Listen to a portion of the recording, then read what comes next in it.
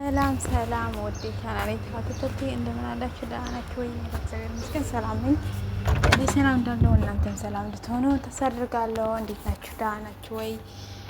እና ለዛሬ ደግሞ መጥቼላችኋለሁ። ላይክ፣ ሼር፣ ሰብስክራይብ በማድረግ ቤተሰብ እንድትሆኑ ተስፋ አደርጋለሁ ማለት ነው። እና ምንድነው የሆነ ነገር ልነግራችሁ ነው ዛሬ ደግሞ ማለት ነው። የሆነ ነገር ምክንያት ውስጥ አንዳንዴ ማለት ነው በህይወታችን ላይ የሚያጋጥም ነገር እውነት እኔ በጣም ነበረ የሚከታተላት እና አንዳንዴ ስታለቅስ ምናምን አንዳንዴ ደግሞ ባይዘው ፒክቸር ምናምን እየተጠቀመች ይመስለኝ ነበር። ምክንያቱም የምታቀርባቸው አስተማሪ ነገሮች ናቸው፣ ግን በመሀል ላይ እንባዋ ምናምን ስመጣ ፊልተር መስሎ ይታየኝ ነበረ እና ብዙ ጊዜ ከታተላት ነበረ፣ ግን ደግሞ ፊልተር መስሎ ነው የሚታየኝ ነበረ ማለት ነው። እና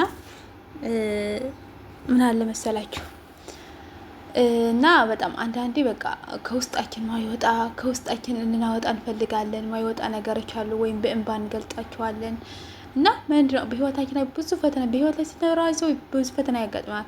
ኢቭን ዛሬ ሄድክበትን ነገ ሄድክበትን ሊሆን ይችላል ያጋጥማል። ሰው ግን ያን ቻሌንጅ እንዴት አድርጌ ረሳዋለሁ? እንዴት አድርጌ አልፈዋለሁ? ምክንያቱ ዛሬ ጥሩ እንሰራን ይችላል፣ ነገ ደግሞ ወይም በስራችን ወይ በፍቅር ህይወታችን ላይ የተሳሳተ ህይወት ላይ ኖረን ስንመለስ እንደገና ህይወታችን ላይ ያንን ነገር እየመጣ እየረብሸናል ይችላል። ግን ከእግዚአብሔር መራቅ ግን በጣም የሚያስፈራን ማለት ከእግዚአብሔር መራቅ የለብንም ብዬ ነው የማስበው።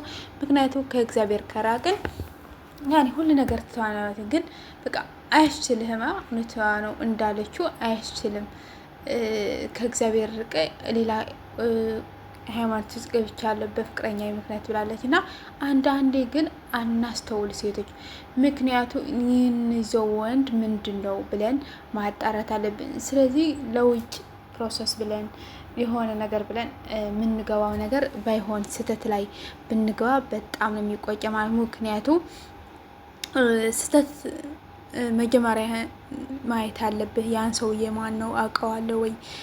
ያን ፍቅረኛ ማን ነው? ምንድን ነው ስህተቱ ብለህ ሁለቴ ሶስቴ በተደጋጋሚ ስህተቶቹ ካየህ በቃ ከሱ ያላችሁ ነገር መራቅ ነው ያለባችሁ። ምክንያቱም አንዴ ሁለቴ ታስተውላላችሁ፣ ሶስቴ መጀመሪያ ተሳሳተ፣ ሁለተኛ ተሳሳተ፣ ሶስተኛ ግን አትሳሳትም ማለት ነው። እና እንደዛ ማድረግ አለባችሁ፣ ትማሩበት። ምክንያቱም የሆነ ነጥብ ታስተውሉ